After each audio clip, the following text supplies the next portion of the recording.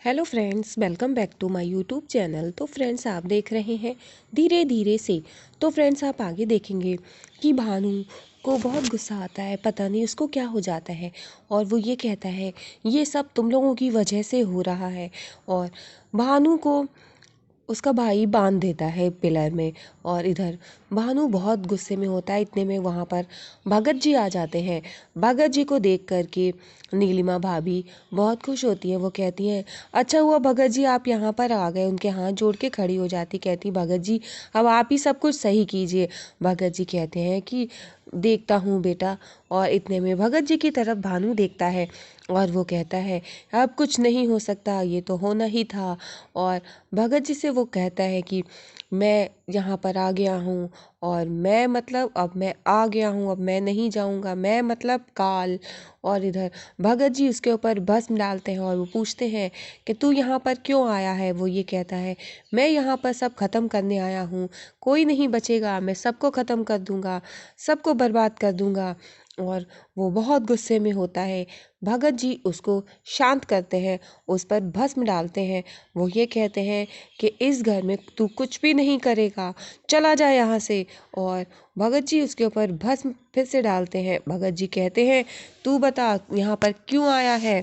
और वो बताता है यहाँ पर संस्कृति का निरादर किया गया है और यहाँ पर संस्कारों का अपमान किया गया है, इसलिए मैं यहाँ पर आया हूँ और मैं यहाँ पर सब कुछ बर्बाद कर दूंगा, कोई नहीं बचेगा, सब बिखेर दूंगा। इधर नीलिमा भाभी को जब ये पता चलता है संस्कृति और संस्कारों की बात होती है तो वो भावना की तरफ देखती हैं। और इधर भानु काफ़ी गुस्से में होता है। भानु पर भस्म डालते हैं भगत जी और भानु खूब जोर जोर से हंसता है। वो कहता है मेरा कोई कुछ नहीं बिगाड़ सकता। और जैसे ही भगत जी भस्म डालते हैं और भानु तुरंत वहाँ पर खांसने लगता है और बेहोश हो जाता है। और घर के सभी मेंबर ये सब देख रहे होते हैं। बाबूजी बहुत परेशान होते हैं। फिर इधर भगत जी कहते हैं कि भावना ये सब तुम्हें पता है कि ये क्यों हो रहा है और ये सब सब खत्म हो जाएगा, कुछ नहीं बचेगा, सब बर्बाद हो जाएगा और ये सब तुम्हारी वजह से। और भगत जी कहते हैं कि तुमको संस्कारों का निरादर नहीं करना चाहिए था। नीलिमा भाभी कहती हैं कि अब मैं यहाँ पर और नहीं रहूँगी और इस औरत की वजह से अब मैं यहाँ से जा रही हूँ, मैं अपने पति को लेकर यहाँ से जा रही हूँ। चलो यहाँ से जल्दी से चलो, पहले हम अपनी माँ के घर जाएंगे और फिर वहाँ से जब इनकी थोड़ी तबीयत ठीक होएगी तब हम इनको लेकर के कहीं और देखेंगे क्या करना है। और देखो मेरे पति का क्या हाल हो गया है। और इधर बाबूजी कहते हैं कि बेटा तुम यहाँ से मत जाओ, मैं अपने परिवार को इस तरह से बिखरता हुआ नहीं देख सकता। और इधर अनुज भी कहता है मैं भी अपनी पत्नी को लेकर यहाँ से चला जाऊंगा। बाबूजी कहते हैं कि तुम लोग इस तरह से परिवार को मत तोड़ो, मत बिखेरो। और भावना वहीं खड़ी होती है। तो भगत जी कहते हैं जब यहाँ पर कोई बचेगा ही नहीं तो कैसा परिवार, कैसे रिश्ते। और फिर भावना चुपचाप खड़ी रहती है। भगत जी कहते हैं कि ये सब इसकी वजह से हुआ है और जब संस्कारों का निरादर किया गया, तू विधवा है, तुझे विधवाओं की तरह रहना पड़ेगा, तभी ये सब सही होगा। और फिर भगत जी सबसे कहते हैं कि अगर इस घर में ये बदलाव नहीं हुआ तो कुछ भी नहीं कर सकते हैं, सब खत्म हो जाएगा। नीलिमा कहती है कि मैं जा रही हूँ घर छोड़ के। बाबूजी उसको रोकने की कोशिश करते हैं और वो कहते हैं कि बेटा रुक जा, तू मत जा। नीलिमा को बहुत गुस्सा आता है।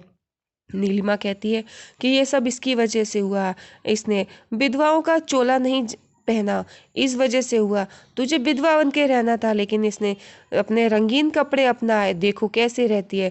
और फिर भगत जी जब भावना की तरफ देखते हैं, वो भावना से कहते हैं तो भावना कहती है कोई कहीं नहीं जाएगा, मैं किसी को कहीं नहीं जाने दूंगी, इस परिवार को टूटने नहीं दूंगी। और फिर वो भगत जी से कहती मुझे बताइए क्या करना होगा। भगत जी बताते हैं कि पहले तुम्हें विधवाओं की तरह रहना पड़ेगा और तुम्हें जो विधवा की पूरी विधि होती है वो अपनानी पड़ेगी, तुम्हें ये अपने केश हटाने पड़ेंगे।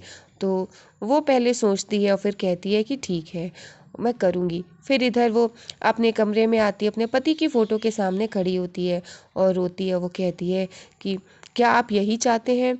मुझे तो नहीं लगता था कि आप ये चाहते हैं, मैंने कभी नहीं ऐसा सोचा था। आपने तो कभी हमेशा मुझे हंसता खेलता हुआ चाहा है कि मैं इस घर में हंसती खेलती रहूं, लेकिन अब सबको ये लगता है कि मैं विधवा बन के रहूं और ये रंगीन कपड़े ये सब हटा दूं। क्या आप यही चाहते हैं? और वो वहाँ पे बहुत परेशान होती है, अपने पति के सामने ये सब कह रही होती है। वो कहती है कि मैं जल्दी से ये सब हटा दूँ। और इधर नीलिमा भाभी पूजा कर रही होती हैं और इतने में अनुज कहता है विद्या से कि सारा खाना तो भानु भैया ने बिखेर दिया, तो ऐसा करो विद्या तुम कुछ फल ले आओ, फल ले आओ, वो खा लेते हैं। तो वो कहती है ठीक है। और इधर नीलिमा खड़ी होती है। नीलिमा कहती है कि अब तो पहले भावना को अपने केश हटाने होंगे और से बात करूंगी। विद्या भी रोकने की कोशिश करती है लेकिन बुलबुल को बहुत गुस्सा आ जाता है।